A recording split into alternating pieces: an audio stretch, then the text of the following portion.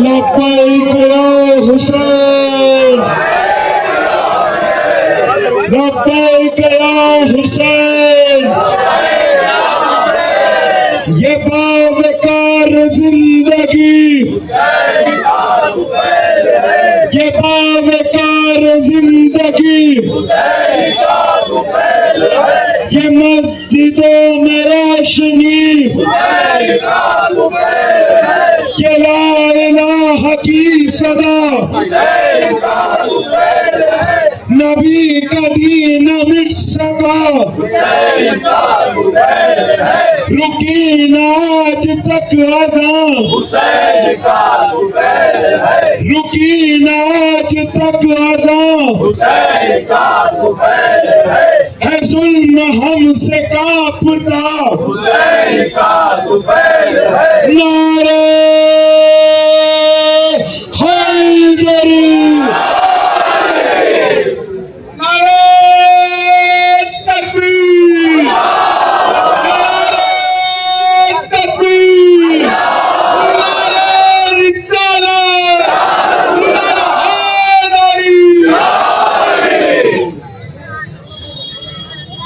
اعوذ باللہ من الشیطان الرجیم، بسم اللہ الرحمن الرحیم، الحمدللہ رب العالمین، والصلاة والسلام علی سید الانبیاء والمرسلین وعلی اہل بیتہ الطیبین الطاہرین المعصومین المظلومین، ولعنۃ اللہ علی اعدائہم وغاصبی حقوقہم ومنکری فضائلہم ومصائبہم اجمعین من الآن الی قیام یوم الدین۔ اما بعد فقد قال رسول اللہ صلی اللہ علیہ وآلہ وسلم، حسین منی وانا من الحسین۔ پیغمبر اکرم کی یہ وہ مشہور حدیث ہے جو کسی بھی مسلمان مکتبہ فکر میں موجود نہ ہو، ایسا نہیں ہو سکتا۔ پیغمبر نے امام حسین علیہ السلام کے لیے ارشاد فرمایا کہ میرا حسین مجھ سے ہے اور میں حسین سے ہوں۔ سوال یہ اٹھتا ہے کہ حسین کون ہے اور جس نے حسین کے لیے یہ جملے کہے وہ خود کون ہے؟ پیغمبر اکرم خدا کے نمائندے ہیں، نبی ہیں، رسول ہیں، اور حضور کی 63 سالہ زندگی میں ایک بہت اہم بات ہے جسے میں کہنا چاہتا ہوں کہ حضور کی 63 سالہ زندگی میں پیغمبر نے کبھی کسی کے اوپر حملہ نہیں کیا ہے، ہمیشہ دفاع کیا ہے۔ اسلام حملے کی اجازت نہیں دیتا، اسلام دفاع کا قائل ہے۔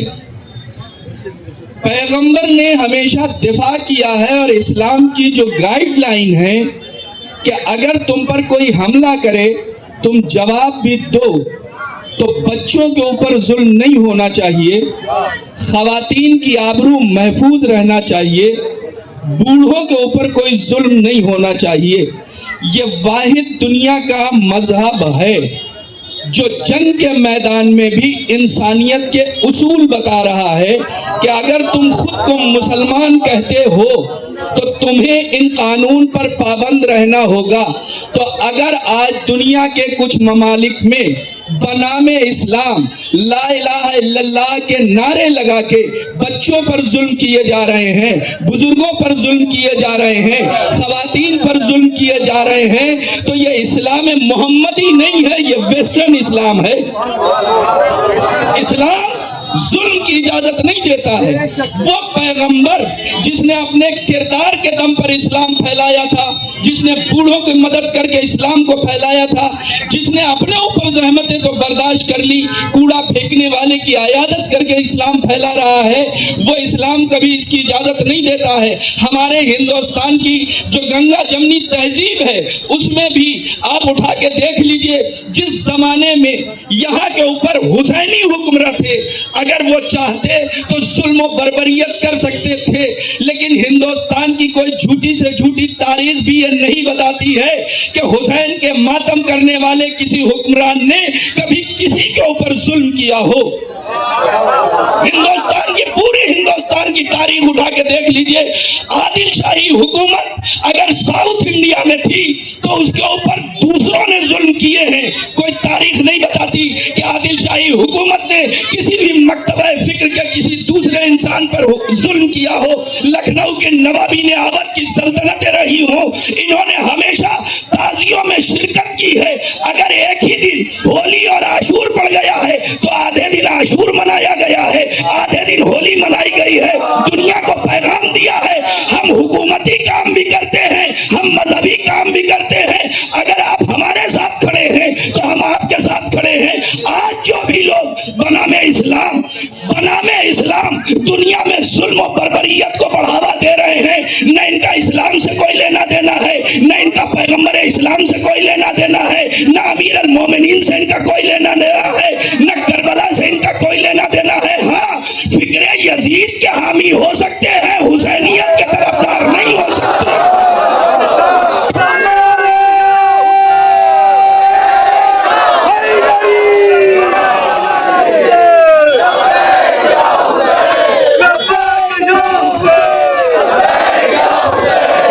سوال یہ اٹھتا ہے کہ حسین کے بابا علی کون ہیں؟ حسین کے بابا علی کون ہیں؟ آپ کسی مسلمان سے مکتبہ فکر ہٹا دیجئے, آپ عالم اسلام کے کسی بھی مسلمان سے پوچھئے علی تمہارے کون ہیں, کہے گا ہمارے چوتھے خلیفہ ہیں, یہی کہے گا نا. آپ کسی شیعہ سے پوچھئے علی تمہارے کون ہیں, کہے گا ہمارے پہلے امام ہیں. آپ کسی صوفی سے پوچھئے علی تمہارے کون ہیں, آپ کسی صوفی سے پوچھئے علی تمہارے کون ہیں, کہے گا جہاں سے ہم بھیک مانگ کے لاتے ہیں اس در کا نام علی ہے. دیکھیں مسلمان نہیں ہے مگر انہیں مسلمان بنوایا جاتا ہے. نصیری, آپ ان سے پوچھئے. دیکھیں میں پھر کہہ رہا ہوں, اس بات کو ذہن میں رکھیے گا, نصیری مسلمان نہیں ہے, اسے زبردستی مسلمانوں میں شامل کیا جاتا ہے مولائے کائنات کے کردار پر انگلی اٹھانے کے لیے. نصیری مسلمان نہیں ہے. آپ کسی شیعہ سے پوچھئے علی کون, کہا ہمارے پہلے امام. آپ کسی اہل سنت بھائی سے پوچھئے کہ علی کون, کہا ہمارے چوتھے خلیفہ. آپ کسی صوفی سے پوچھئے علی تمہارے کون, کہا ہمارے باب المراد. تو اگر کہیں کے اوپر علی یا علی کے گھرانے کا تذکرہ ہو رہا ہوگا تو شیعہ خوش ہوگا کہ ہمارے پہلے امام کی فضیلت بیان ہو رہی ہے, اہل سنت خوش ہوگا کہ ہمارے چوتھے خلیفہ کی فضیلت بیان ہو رہی ہے, صوفی خوش ہوگا ہمارے باب المراد کی فضیلت بیان ہو رہی ہے. تو اگر ایسی شخصیت کو آج عالم اسلام میں کوئی اختلافی بنانے کی کوشش کر رہا ہے, نہ وہ شیعہ ہو سکتا ہے, نہ وہ سنی ہو سکتا ہے, نہ وہ صوفی ہو سکتا ہے. پھر وہ کون ہے جو ذات علی ابن ابی طالب کو اختلافی بنانا چاہتا ہے؟ بھائی شیعہ نہیں ہے, سنی نہیں ہے, صوفی نہیں ہے. اگر اس کی اصلیت جاننا ہے تو تاریخ میں 1400 سال پیچھے جا کے دیکھیے. پیغمبر نے مدینے سے یہودیوں کو نکالا تھا جن کا نام تھا بنی نذیر. جب پیغمبر نے نکالا ہے تو انہوں نے کہا تھا محمد آپ ہم سے مدینہ چھڑوا رہے ہیں, ہم آپ کے لوگوں سے آپ کا دین چھڑوائیں گے. یہ وہی یہودی ہے جو آج IS کی نقاب اوڑھ لیتے ہیں, یہ وہی یہودی ہے جو حزب المجاہدین کا لباس اوڑھ لیتے ہیں. نہ ان کا پیغمبر سے لینا دینا ہے, نہ ان کا دین سے لینا دینا ہے.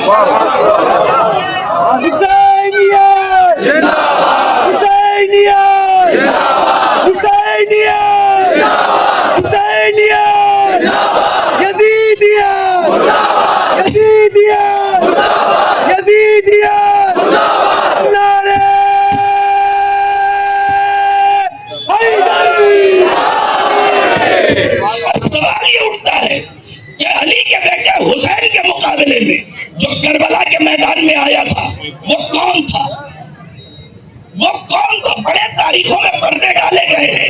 کبھی کہا گیا خطا اتحادی ہو گئی تھی, کبھی کہا گیا دو شہزادوں کی جنگ تھی, بڑے پردے ڈالے گئے ہیں. مگر سوال یہ اٹھتا ہے کہ حسین کے مقابلے میں, چلیے مقابلہ چھوڑ دیجئے, جو حسین کے مقابلے میں تھا اس کی 3 سال کچھ مہینے کی حکومت کو اگر اٹھا کے دیکھیے تو یوں تو یزید کا ہر دن جرم ہوتا تھا, مگر اپنی 3 سالہ حکومت میں اس نے جو 3 سب سے بڑے جرم کیے ہیں.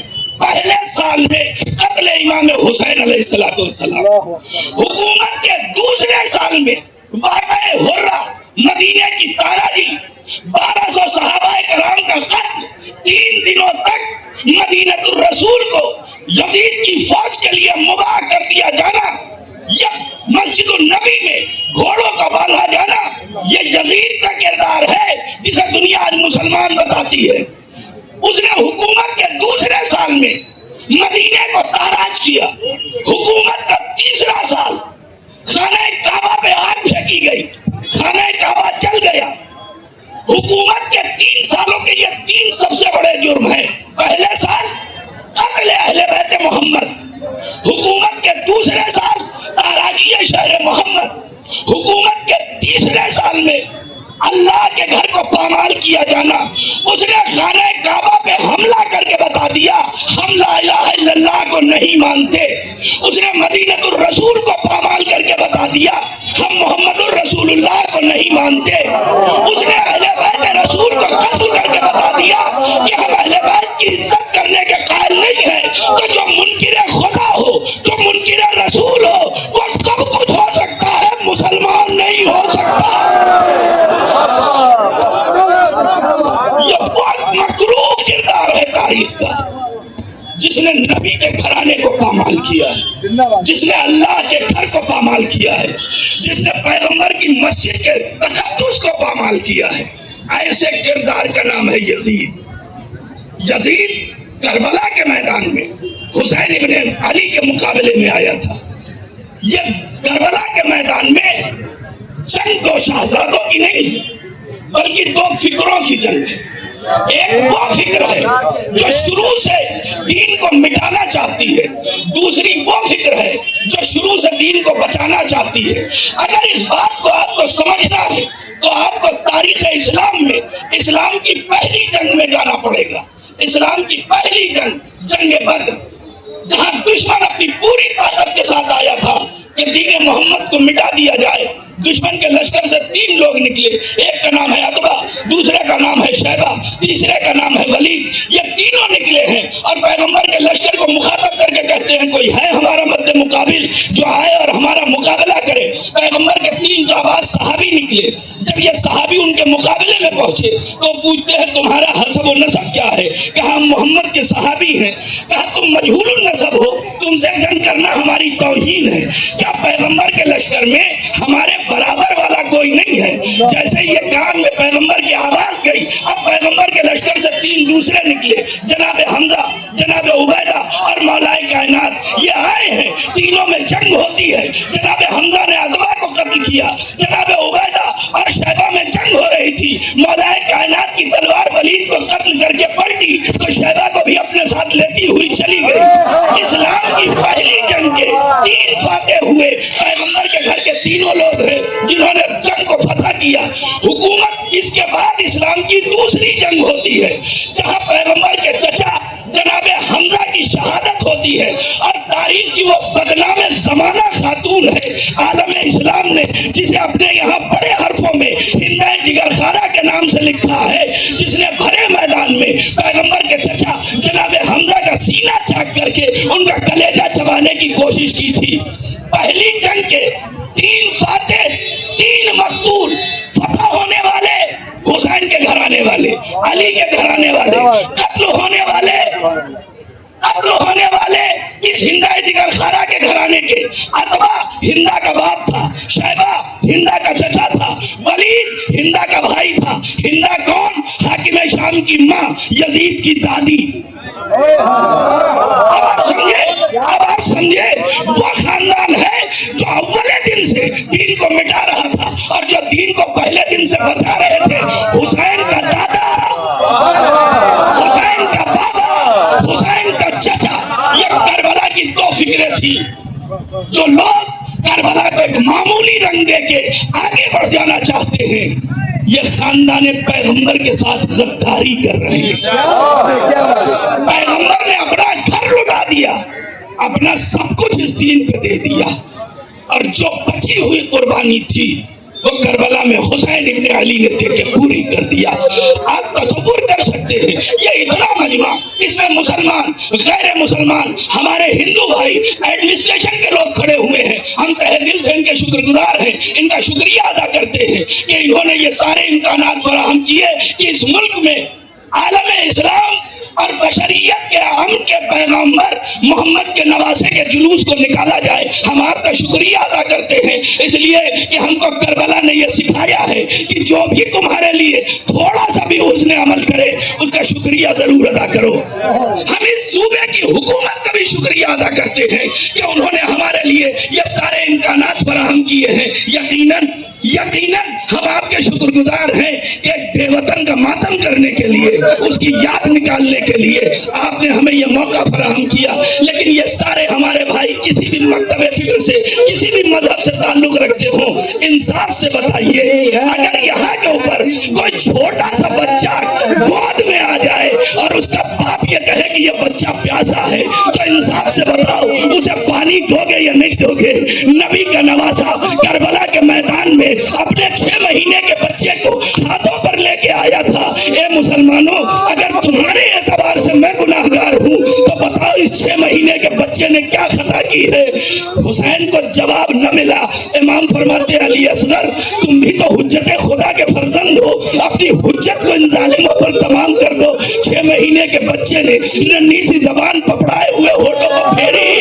یزید جیسی فوج میں بھی لوگوں کے ذہن آنکھوں سے آنسو روا ہو گئے. کچھ لوگوں نے کہنا شروع کر دیا اس بچے کو پانی دینا چاہیے, مگر ایک آواز گونجی اینا اینا ہرملا, ایکتا کلام الحسین, ہرملا کہاں ہے؟ حسین کے کلام کو منقطع کر دے. ہرملا 3 بھال کا تیر لے کے آگے بڑھا, اس گھڑی تھی ہر شقی کی آنکھ نم, رک گیا تھکر محرک کا قلم. ارے ہرملا کے جب بڑھے آگے قدم, غیرت انسانیت بولی کے تھم. ارے ہرملا پہلے تو اپنا تیر دیکھ, پھر گلوے اصغر بیشی. جزاکم اللہ خیر الجزا. خدا کسی غم میں نہ رلائے سوائے غم محمد و آل محمد کے. 3 بھال کا تیر چلا, 6 مہینے کے بچے نے عمر کے اپنی گردن پہ لے لیا. بابا اگر کوئی نہیں ہے تو ابھی علی اصغر نصرت کے لیے موجود ہے. حسین ابن علی بچے کو ہاتھوں پر لے کے آئے تھے. 2 جملے مسائل کے زحمت تمام ہے. بچہ باپ کے ہاتھوں پر شہید ہو گیا. اب حسین ابن علی ہے, علی اکبر کی میت لے جانے میں امام آگے اور پیچھے نہیں ہوئے ہیں, مگر نہ جانے اس 6 مہینے کی میت میں کتنا وزن تھا کہ حسین کبھی آگے بڑھتے ہیں انا للہ و انا الیہ راجعون, پیچھے ہٹتے ہیں رزم میں قضائہ و تسلیما لامرہ. در خیمہ پائے اے رباب اپنے بچے کو لے جاؤ. رباب سے پہلے سکینہ آ گئی, اے بابا بھیا کو پانی پلا لائے, میں پیاسی رہ گئی. حسین نے دامن ابا پلٹا, کیا دیکھا من کا ڈھلا ہوا ہے, گردن چھلی ہوئی ہے. یہ امام نے رباب کو بچے کو دکھایا, لے کے پشتے خیمہ پر آئے. 2 جملے زحمت تمام ہے, پشتے خیمہ پر لے کے آئے, بچے کو دفن کر دیا. حسین کربلا کے میدان میں سو گئے. شہداء کے سروں کی گنتی ہوئی 71 سر ہے, ایک سر نظر نہیں آتا. مسلمانوں ذرا تصور کرو, اگر تم اپنے بچے کی قبر بنا کے آؤ اور اس قبر کو کوئی کھودے تو بتاؤ تمہیں کیسا لگے گا. نبی کے نواسے نے اپنے 6 مہینے کے بچے کو قبر میں دفن کیا تھا. یہ عمر ساتھ کہتا ہے مجھے وہ 72واں سر چاہیے. رباب در خیمہ سے منظر دیکھ رہی تھی, سپاہی ہاتھوں میں نیزے لے کے چلے, زمین کربلا پر مارتے جاتے ہیں. ایک بار نیزہ پڑا, اب کیا نکلا 6 مہینے کی بھیا نیزے سے الی ہوئی, ماں کی نگاہوں کے سامنے بچے کے سر و تن میں جدائی کر دی گئی. ماں دیکھ